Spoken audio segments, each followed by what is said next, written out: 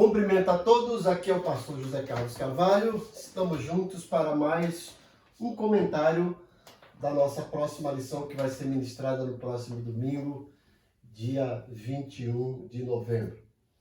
Essa lição tem como tema Paulo, o discipulador de vidas. Como disse, lição essa que será ministrada no próximo domingo, dia 21 de novembro.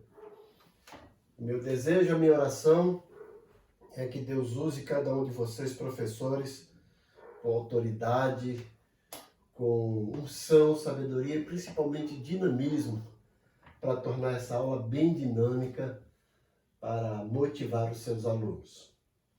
Espero poder também corresponder à expectativa de todos.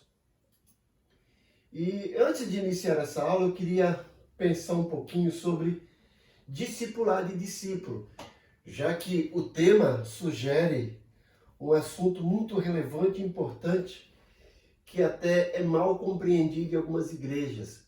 Algumas pessoas pensam que discipulado é aula para novo convertido, e discipulado é muito mais do que isso. Então, para a gente entender um pouco sobre o que é o discipulado, vamos primeiro entender o que é um discípulo e depois o que é discipulado. Nós temos aqui uma definição simplificada do que é discípulo, e a essa definição simplificada, eu sempre costumo dizer que é a sigla SIM. Discípulo é um seguidor integral do mestre.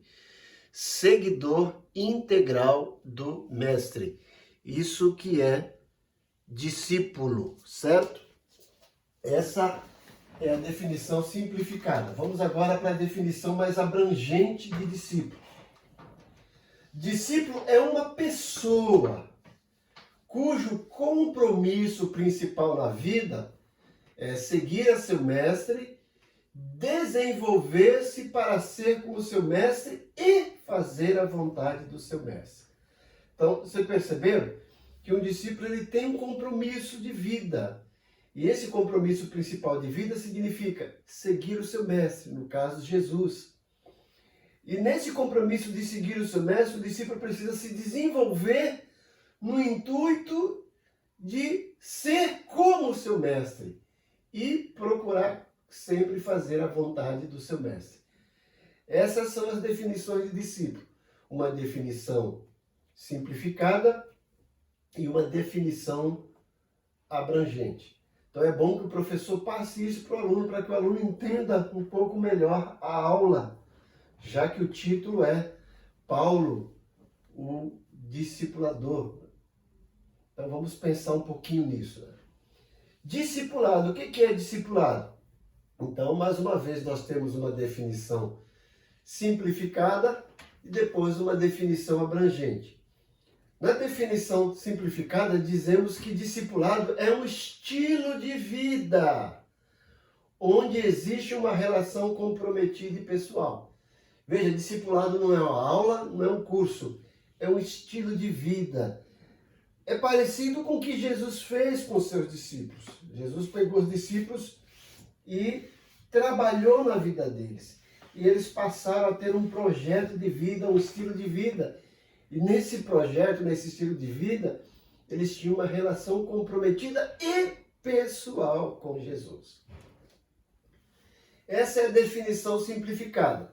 A definição abrangente diz que discipulado é uma relação comprometida e pessoal, onde um discípulo mais maduro ajuda outros discípulos de Jesus Cristo a aproximarem-se dele e assim reproduzir. Ou seja, no discipulado, o objetivo final é a reprodução de discípulos. Mas para que isso aconteça, o discípulo mais maduro precisa ter um relacionamento, uma relação pessoal com outro discípulo que é menos maduro. E nesse relacionamento pessoal e comprometido, ele vai ajudar esse outro discípulo a se aproximar mais de Jesus e assim reproduzir. Então é importante que o professor passe isso para o aluno ter uma ideia uma ideia verdadeira, genuína do que é discípulo, do que é discipulado. Já que a lição tem como título aí, ó, como nós falamos, é Paulo, o discipulador de vidas, certo? Então, uma vez dada essas definições de discípulo e de discipulado, vamos para o nosso texto áureo, que se encontra em Atos capítulo 15, versículo 40 a 41, que diz: E Paulo, tendo escolhido a Silas, partiu, encomendado pelos irmãos à graça de Deus, e passou pela Síria e Cilícia, confirmando as igrejas. Então esse texto aí vai mostrar o início da segunda viagem de Paulo, a segunda viagem missionária. E agora não mais com Barnabé, mas com Silas. E ele vai de igreja em igreja fortalecendo a fé, continuando o seu ministério de pregação, mas ao mesmo tempo formando e deixando discípulos nas cidades para que as igrejas crescessem. E a nossa verdade prática? Nossa verdade prática. Nossa verdade prática tem como título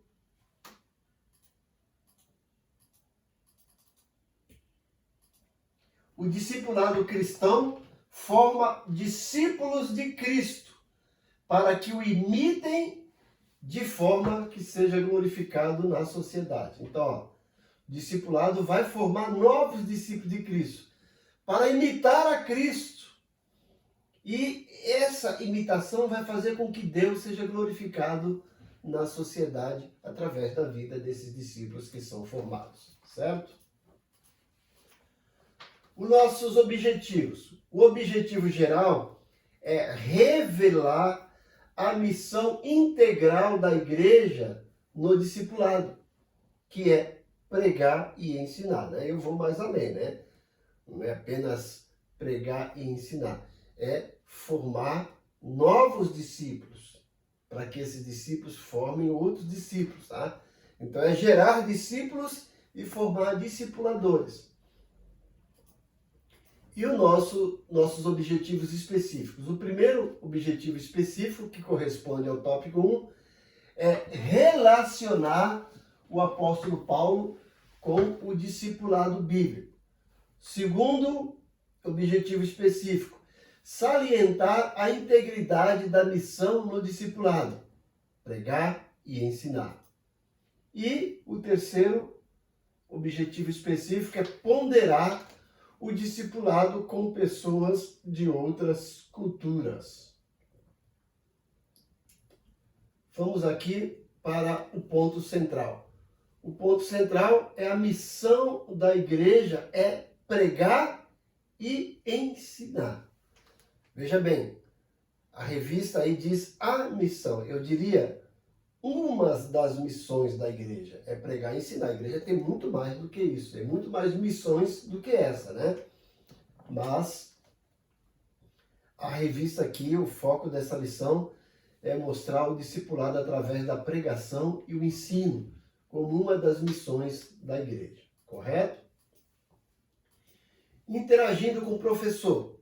Precisamos entender que essa lição vai revelar a importância da igreja conjugar com equilíbrio tanto a pregação evangelística como o ensino cristão. Então, a igreja precisa entender que a pregação em si não é suficiente. Ela precisa pregar. Mas as pessoas que se convertem precisam de um ensino genuíno. E esse ensino, ele precisa ser baseado no projeto de vida que Jesus projetou na vida dos discípulos, que é o discipulado. Então, a igreja precisa ganhar almas e essas almas ganhas precisam se tornar discípulos. Então, enquanto a pregação forma e enquanto o ensino forma, a pregação chama. Então, a pregação chama as pessoas para a igreja e o ensino vai formar o caráter da pessoa, vai tornar a pessoa um verdadeiro discípulo de Jesus, né? O pastor Antônio Gilberto, que é um escritor renomado e comentarista das lições, um dos mestres saudosos da Assembleia de Deus no Brasil, Ele sempre procurou ponderar a respeito de ensinar sistematicamente a Bíblia para a igreja local. Então, é fundamental isso. A igreja precisa ter uma pregação expositiva de forma sistemática. E o ensino também sistemático e progressivo. E o melhor espaço para isso, com certeza, é a Escola Bíblica Dominical. É na Escola Bíblica Dominical onde ensinamos os que foram chamados pela pregação do Evangelho, onde eles vão aprender o beabá, vão aprender a se desenvolver, se tornar verdadeiros discípulos e novos líderes. O ministério do apóstolo Paulo revela essa integridade da missão. Pregação da palavra e ensino formativo. Preste atenção. É ensino formativo e não informativo. A Bíblia não tem a função apenas de informar, mas de formar verdadeiros discípulos de Jesus. Paulo pregava o evangelho e também discipulava. Ensinava o povo de Deus a guardar os mandamentos do Senhor e a se tornarem verdadeiros discípulos de Jesus. Na nossa introdução, precisamos mostrar que nessa lição veremos ou apresentaremos os aspectos gerais do discipulado. Presta atenção, é bom reprisar aquelas definições que eu dei no início aqui dos comentários sobre discípulo e discipulado, né? Então, vamos pensar um pouquinho nos aspectos gerais de discipulado, com destaque para o papel de Paulo nesse processo de discipulado nas igrejas que ele plantou. Perceberemos que esse foi o meio pelo qual Jesus também nos concedeu para que os novos convertidos na fé fossem formados segundo o caráter dele. Então é importante que a igreja tenha um verdadeiro projeto de discipulado. E como eu disse a princípio, temos que entender que discipulado não é aula para novo convertido, é muito mais do que isso. Discipulado é um estilo de vida. E os crentes, quando ingressam na igreja, têm que entender que eles não estão ali apenas para cultuar a Deus, para passar um tempo. Eles estão ali para servir a Deus com a sua vida, precisam de um compromisso sólido e pessoal. Precisam de um novo projeto, um estilo de vida, que é cada vez mais se aproximar e parecer-se com o seu mestre, no caso, Jesus. Vamos para o nosso tópico 1, que tem como título Paulo e o discipulado bíblico. Então vamos ver agora a figura do apóstolo Paulo no seu ministério de discipular, de formar novos discípulos. E Paulo foi fantástico nisso, né? Ele fez discípulos por onde passou. E a gente pode mencionar aqui 2 discípulos que se tornaram pastores, no caso Timóteo e Tito. Paulo teve outros discípulos também, como Priscila e Áquila, e outros que ele mesmo nomeia em suas cartas. O nosso subtópico 1, o discipulado bíblico. Mais uma vez, precisamos entender que o discipulado bíblico não é um curso, não é uma aula, não é apenas uma disciplina, é um estilo de vida. Estilo de vida esse implantado por Jesus na vida dos 12 apóstolos e que Paulo procurou implantar na vida dos convertidos que ele deixou nas igrejas, tornando eles verdadeiros discípulos e futuros líderes das igrejas. Então, o princípio do discipulado na igreja primitiva baseava-se na ordem da grande comissão que Jesus deu aos discípulos, por ocasião do seu aparecimento e despedida, lá em Mateus 28, 19 e 20, onde ele diz, né?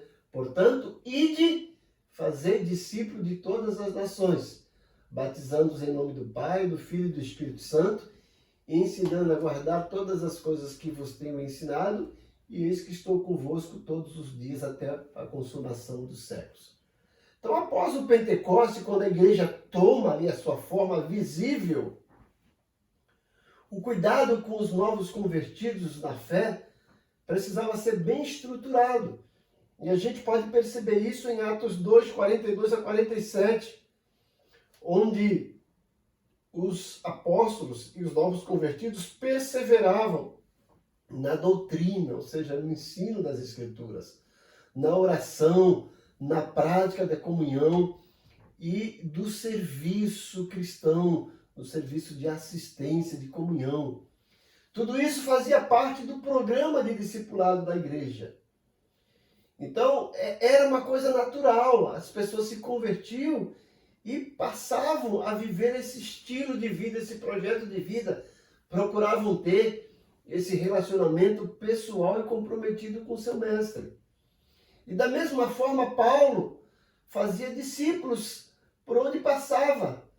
E não somente convencia-os a respeito de Cristo, mas mostrava-lhes como imitá-lo, como se tornar aí um verdadeiro discípulo de Jesus, uma pessoa comprometida com o reino de Deus. Podemos perceber isso em Atos 17, de 1 a 9, e em 1 Tessalonicenses capítulo 1, versículo 2 a 10. O nosso segundo subtópico tem como título Paulo, o discipulador. Então veja aí, aparece aqui mais um título, não apenas discípulo, discipulador. Então, quem é discipulador? É um discípulo mais maduro, que ajuda outros discípulos de Cristo a se aproximarem-se mais dele e assim reproduzirem. E foi isso que Paulo foi. Além de ser esse grande apóstolo, esse grande missionário, ele foi um exímio discipulador. Paulo, como apóstolo dos gentios, se mostrou um discipulador distinto. Logo depois da sua conversão, sentiu a necessidade de conhecer a Cristo mais profundamente. E como a gente viu em lições anteriores, ele ficou um período lá no deserto da Arábia e foi discipulado diretamente por Jesus. Ele sabia do desafio ao defender o nome de Jesus diante dos judeus e também diante dos gentios. E através de suas cartas, vemos nele um compromisso profundo com a doutrina exposta e também a sua aplicabilidade na vida do discípulo. Ele não apenas fazia uma pregação, mas ele procurava ensinar, formar novos seguidores de Jesus. Há doutrina no discipulado, mas há também prática coerente com a doutrina. Ou seja, no discipulado a gente transmite a doutrina, mas muito mais do que isso. Faz com que o discípulo, o novo discípulo, faça com que a doutrina faça parte integral da sua vida. Por isso que é um relacionamento comprometido e pessoal. Então o discípulo vai viver agora um novo estilo de vida e não apenas aprender porções. Então, isso faz com que o discípulo cresça e cada vez mais chegue à maturidade, conforme Paulo mostra isso em Efésios capítulo 4, versículos 1 ao 16. Conhecer de maneira teórica apenas não basta. Para isso, a formação cristã deve apresentar uma integração entre doutrina e prática. E é isso que é discipulado. É fazer com que as Escrituras se tornem uma prática na vida da pessoa que abraçou a fé. Para que a pessoa que abraçou a fé tenha uma vida regada, orientada, mapeada, norteada pelas Escrituras. Isso é o verdadeiro discípulo.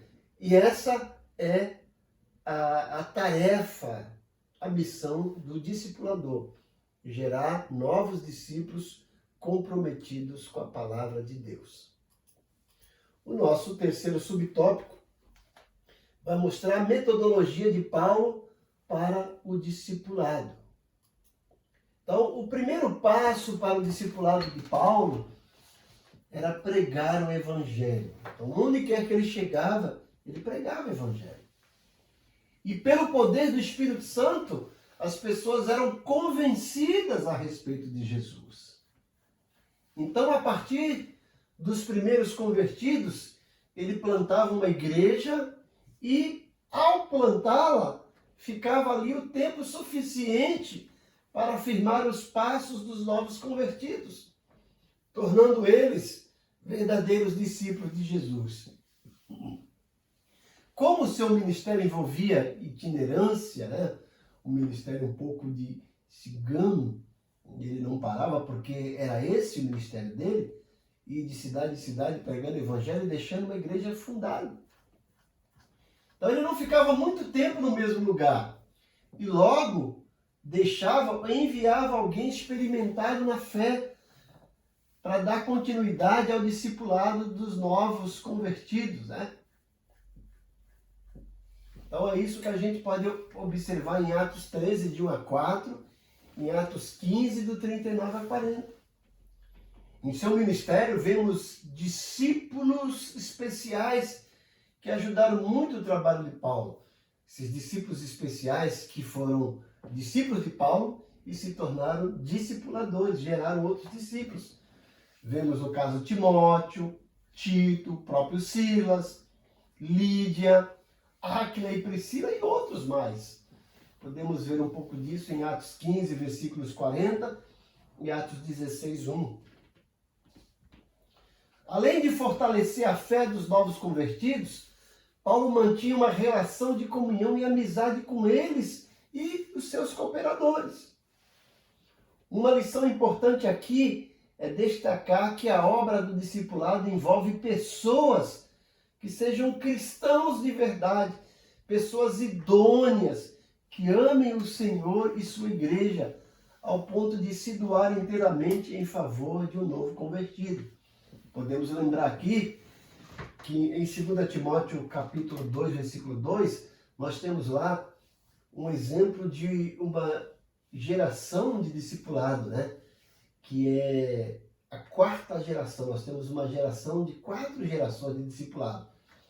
Paulo diz lá em 2 Timóteo 2,2: E o que de minha parte ouviste através de muitas testemunhas, transmita a homens fiéis e idôneos para que ensine a outros. Então veja lá, a primeira geração, Paulo, ele está escrevendo. A segunda geração, Timóteo. A terceira geração, homens fiéis e idôneos. E a quarta geração, outros. Então Paulo discipulou Timóteo, transformou ele num discipulador. Timóteo ia discipular homens fiéis e idôneos e fazer com que eles se tornassem discipuladores para discipular outros. Então temos aí 4 gerações no projeto de discipulado. 2 Timóteo 2:2. Então a nossa síntese do tópico 1 é mostrar que o apóstolo Paulo foi discipulador com um método de primeiramente pregar e em seguida ensinar de maneira mais sistematizada toda a verdade cristã, a fim de que os novos cristãos se tornassem verdadeiros discípulos de Jesus e posteriormente discipuladores. Vamos agora para o nosso subsídio pedagógico. Nosso subsídio pedagógico. Então, a aula sempre é um ponto de encontro entre o professor e o aluno. Sempre há aquela interação, aquele relacionamento. Ou melhor, deve ser entre mestre e, segundo a Bíblia, vemos claramente que a relação entre Jesus e os discípulos, bem como dos apóstolos com os discípulos, era de mestre e discípulo. O mestre aplica o que ensina na própria vida, ou seja, ele ensina pelo exemplo. Já o discípulo deseja imitar o que aprendeu aplicando o ensino na vida concreta. Professor, não esqueça de que o objetivo da escola dominical é gerar novos discípulos, gerar imitadores de Cristo. Conscientize a classe a respeito disso. E convém lembrar o que o apóstolo Paulo escreve em Filipenses capítulo 4, versículo 9. Ele fala: e o que viste, recebeste e aprendeste de mim, isso praticai. Então, um discipulado não é apenas uma aula, é um estilo de vida. A gente ensina através do exemplo, ensina com a vida. Vamos então para o nosso segundo tópico. Tópico 2 é o discipulado e a missão integral de pregar e ensinar. Então, a igreja precisa desenvolver esse estilo de vida, esse projeto de discipulado. E entender que uma das missões dela é pregar e ensinar, mas pregar e ensinar de forma integral, sistematizada e completa. Ou seja, discipular. Fazer com que os novos convertidos sejam transformados em discípulos de Jesus para posteriormente se tornarem discipuladores. O nosso subtópico 1, a pregação, o ponto de partida. Então, o verdadeiro discipulado começa através da pregação. Pregar o Evangelho é o meio que o Espírito Santo leva pessoas à salvação. Paulo diz em Romanos, né? Como ouvirão se não há quem pregue? Então é preciso pregar o Evangelho com seriedade, com intensidade, com ousadia, cheio da unção do Espírito Santo. A igreja em Atos se expandiu assim. Ela tinha como ponto de partida a tarefa que Jesus deixou aos seus discípulos, como temos visto nas lições anteriores. Nada, absolutamente nada, pode substituir a dimensão da proclamação do Evangelho por parte da igreja. Para isso, a igreja foi revestida do poder do Espírito Santo para cumprir a missão de pregar o Evangelho, conforme vemos em Atos capítulo 1, versículos 4 e 8. Quando os discípulos foram cheios do Espírito Santo no cenáculo em Jerusalém, a igreja se espalhou por todo o mundo, porque eles entenderam que receberam do alto esse poder para serem testemunhas de Jesus. E assim os discípulos de Cristo plantaram igrejas nas casas, nas aldeias, nas cidades, e foi crescendo, se espalhando, e a igreja foi se multiplicando. Conforme a gente vê em Atos capítulo 2, versículos 47. É fantástico a gente ler o livro de Atos e perceber como a igreja crescia. Eu fico demasiadamente alegre, estupefato, quando eu vejo Atos capítulo 6, que começa lá dizendo, por se multiplicar o número de discípulos. Veja que a palavra não fala que crescia, mas fala que se multiplicava. E não diz número de crentes, diz número de discípulos. Convém salientar que o Novo Testamento não usa a palavra discípulo para qualquer tipo de crente. É uma palavra específica para verdadeiros seguidores de Jesus. Esses discípulos viviam Cristo intensamente, que lá em Atos 11 fala que na Antioquia, pela primeira vez, os discípulos foram chamados de cristãos, porque tudo era Cristo, Cristo, Cristo. E hoje cabe a pergunta, será que os cristãos podem ser chamados de discípulos? Fica aí para cada um responder para si próprio. O nosso segundo subtópico, o ensino, fazer discípulos. Discipulado começa quando pessoas aceitam a Jesus como Salvador de suas vidas. Então, a partir do momento que a pessoa se converte, automaticamente ela deve se tornar um discípulo de Jesus. E a igreja precisa entender isso. Logo, a conversão é a semente da igreja. Quando cuidada pelos discipuladores mais maduros, essa semente germina e dá frutos. Não foi assim que aconteceu no dia de Pentecoste? Pedro se levantou dentre as 120 pessoas cheias do Espírito Santo e começou a pregar com autoridade sobre quem era Jesus. Está lá em Atos 2, 14 e 35. E qual foi o resultado? Quase 3.000 pessoas se converteram. Veja, um único sermão, 3.000 pessoas se convertem. Hoje precisamos de 3.000 sermões para ver se uma pessoa se converte. E agora? O que fazer com que essas pessoas que se converte? Ensinar, ensinar e ensinar. Os apóstolos entenderam que deviam discipular esses novos convertidos com a doutrina que receberam de Cristo. Ao longo do seu ministério, o apóstolo observou rigorosamente esse princípio e o aplicava na vida das pessoas que ele alcançava. Veja, os apóstolos, no livro de Atos dos Apóstolos, faziam isso muito bem, porque Jesus fez isso na vida deles durante 3 anos e meio. Jesus investiu o seu ministério 3 anos e meio na vida de 12 homens.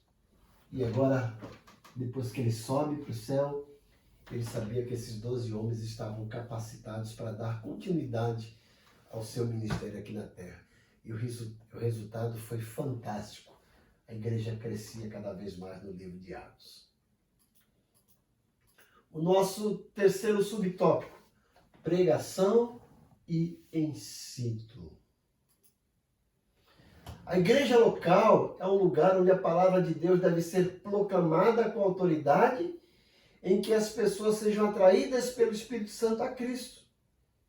Mas a igreja também é um local de formação por meio do ensino da Bíblia. Então a igreja não deve simplesmente pregar o evangelho e ficar só pregando. Essas pessoas que ouvem o evangelho precisam também ser doutrinadas, precisam ser instruídas, precisam ser ensinadas. A igreja precisa investir no ministério de ensino. Quando a gente lê Atos 13, a igreja de Antioquia é fantástico. Logo no capítulo 1 fala que havia em Antioquia profetas e mestres. Veja, pluralidade, profetas e mestres. Ou seja, esses dois ministérios, profetas e mestres, são ministérios focados, centrados na palavra. Profetas, aqueles que pregam a palavra, e mestres, aqueles que ensinam a palavra. Quando a igreja tem esse equilíbrio de pregação e ensino, ela cresce em qualidade e em quantidade. Ela cresce de forma equilibrada. Então, é por isso que a igreja precisa ter um projeto de escola bíblica dominical, cultos de ensino da palavra. Tudo isso são instrumentos importantes para forjar o caráter de Cristo e formar pessoas, tanto crianças, adolescentes, como jovens e adultos.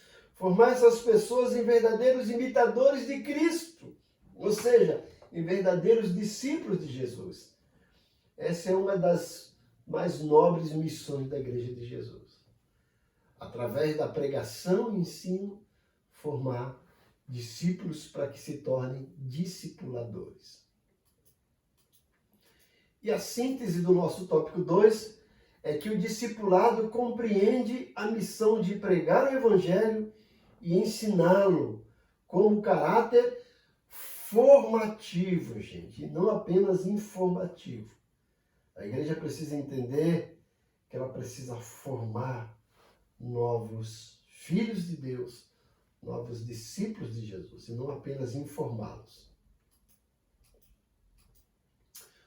O nosso subsídio teológico, baseado aqui nesse livro A Missão da Igreja, livro da CPAD, o autor diz que o ministério da igreja inclui equipar um grupo de pessoas que vivem em mútua comunhão, capacitando-as a crescer até formarem uma entidade amorosa, equilibrada e madura. Uma entidade amorosa, equilibrada e madura. Paulo diz claramente em Efésios 4, 11 e 16 que a equipagem dos santos para o serviço compassivo em nome de Jesus deve acontecer numa comunidade. O crescimento espiritual e o contexto em que ele ocorre de modo mais eficaz não surge por mera coincidência. O amadurecer do crente não poderá acontecer fora da comunidade da fé. O discipulado não possui nenhum outro contexto que não seja a igreja de Jesus Cristo, porque não se pode seguir fielmente a Jesus à parte de uma participação cada vez mais madura com os crentes na vida e no ministério de Cristo. Então temos que entender que a igreja precisa ter essa visão clara, ampla e fantástica do que é o verdadeiro discipulado. O nosso tópico 3, o discipulado com pessoas de outras culturas. Né? Então, como discipular pessoas de outras culturas? Foi o que Paulo fez no seu ministério apostólico entre os gentios. O nosso subtópico 1, a pregação para os seus irmãos. Então, no livro de Atos, percebemos que a pregação dos apóstolos era primeiramente direcionada aos judeus. Tanto que em Atos 1:8 diz, mas recebereis poder ao descer sobre vós o Espírito Santo, e sereis minhas testemunhas, tanto em Jerusalém, como na Judéia, olha lá, aos judeus. Depois Samaria e até os confins da terra. E os apóstolos entenderam isso. Eles começaram a pregar no templo, na sinagoga, e os judeus começaram a receber a palavra. Embora muitos deles também a rejeitavam, conforme podemos perceber em Atos 3, de 1 a 10, e Atos 6, 9, e Atos 7, do 51 a 53. Mas mesmo assim, eles pregaram. Os apóstolos desejavam que seus irmãos, que os seus contemporâneos judeus recebessem a palavra da verdade. Entretanto, o desafio diante da lei de Moisés, com o fenômeno da conversão entre os gentios, se revelaria de uma forma complexa, conforme nos mostra a questão cultural entre os judeus hebreus e os judeus helênicos, ou judeus de fala grega, conforme percebemos isso no capítulo 6 de Atos.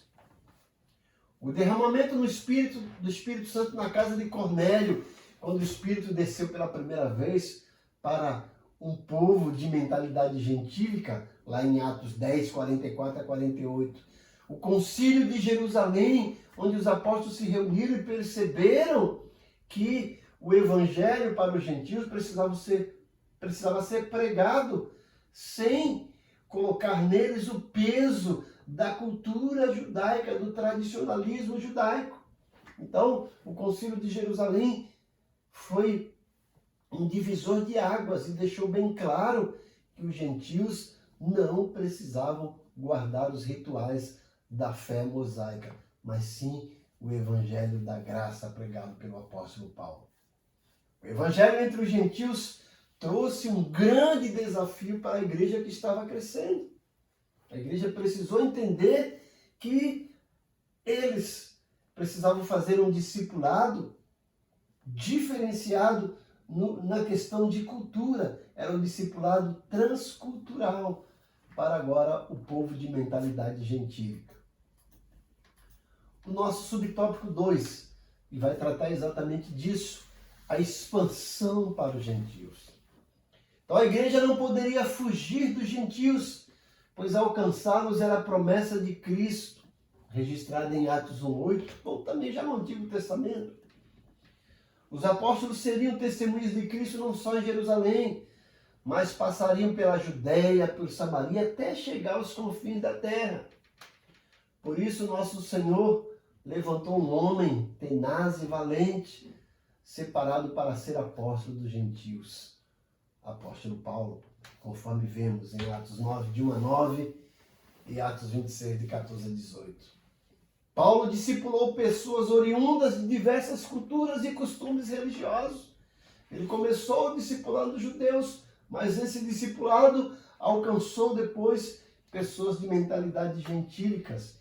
E isso ajudou e fortaleceu esses novos discipuladores para cuidar das igrejas que foram fundadas no ministério do apóstolo Paulo. Principalmente igrejas de origem gentílica, né? Como Éfeso, Galácia, como Filipos, como Tessalônica, e como Corinto e a própria igreja de Roma. E o nosso subtópico 3, o discipulado numa cultura diferente. Então percebemos que o ministério de Paulo nos mostra que o discipulado é o melhor método para ensinar o evangelho às pessoas que vêm de culturas diferentes, de religiões diversas e costumes, na maioria das vezes, incompatível com o evangelho. Então, como eu falei, que discipulado não é uma mera pregação, não é um mero curso de ensino. Discipulado é um estilo de vida, é um projeto de vida. Então, com Paulo aprendemos que a proporção que absorvemos o evangelho, nossa forma de pensar é alterada para desejar as coisas mais nobres e fazer o que glorifica a Deus, conforme vemos em Filipenses 4, 8, 9, Colossenses 3, 2 e 1 Coríntios 10, 31. Portanto, como está registrado em Zacarias 4, 6, não é por força nem por violência, mas pelo meu Espírito, diz o Senhor dos Exércitos. E chegamos então aqui à síntese do nosso subtópico 3. O discipulado de Paulo se deu entre seus irmãos judeus, bem como entre os gentios. Embora Paulo tenha sido separado para ser apóstolo dos gentios, mas percebemos no livro de Atos que ele começa o seu ministério a princípio com os judeus. Ele sempre que chegava numa cidade procurava uma sinagoga judaica e ia lá pregar o evangelho. O nosso subsídio teológico. E aí, no livro O Discipulado Eficaz e o Crescimento da Igreja, temos essa fala aqui, ó. O discipulado é mais que uma aula ou um conjunto de lições que transmitem conteúdo doutrinário. Discipulado é um trabalho árduo, longo e às vezes até sacrificial. É um trabalho de acolhimento, de integração, acompanhamento, aconselhamento e orientação espiritual. Nesse importante ministério, temos Jesus como nosso principal modelo. Então, Jesus trabalhou 3 anos e meio na vida daqueles discípulos. Se você perceber, em Lucas 5, Jesus chama os 12. E a Bíblia fala que eles imediatamente abandonaram a rede e o seguiram. Mas só em Lucas 10, Jesus os manda de 2 em 2. De Lucas 5 para Lucas 10 foram 3 anos e meio que Jesus investiu na vida desses homens. Então, além do conteúdo ético e doutrinários acerca do reino de Deus, transmitido por Jesus, que certamente nos serve de norte nessa questão, ele destacou que o discipulado precisa enfocar os relacionamentos. Nos evangelhos aprendemos que Jesus mantinha uma excelente organização em seus níveis de relacionamento. Em primeiro lugar, a multidão. Em segundo lugar, os discípulos. Em terceiro lugar, os apóstolos. E por último, os 3 mais próximos dentre os apóstolos. Os apóstolos de Jesus também foram discípulos, pois eles aprendiam vendo, ouvindo e imitando o Mestre. É preciso lembrar que todos os apóstolos, os discípulos, eram apóstolos. Então chegamos à nossa conclusão dessa nossa aula. O discípulo leva em conta a pregação e o ensinamento. Ele nos apresenta um desafio grande para interagir com pessoas oriundas de culturas completamente opostas às nossas. Aqui temos a promessa do Espírito Santo para apresentar o Evangelho com sabedoria e poder. Ele nos usa como instrumento e convence o ser humano de seu real estado. Então, mais uma vez, precisamos lembrar que discipulado é um estilo de vida. Discipulado não é um curso, não é uma apostila, não é aula para novos convertidos. Discipulado é um projeto de vida que a igreja forma verdadeiros imitadores de Cristo. Pega essas pessoas que ouviram o Evangelho e abriram o coração para Jesus e trabalha na vida delas para que absorvam o Evangelho em suas vidas e se tornem seguidores de Jesus, discípulos de Jesus e futuros discipuladores. Eu oro para que Deus use cada um de vocês, professores, com sabedoria, unção, com dinamismo, para ministrar essa próxima aula no próximo domingo para os seus alunos. Deus os use grandemente. Amém.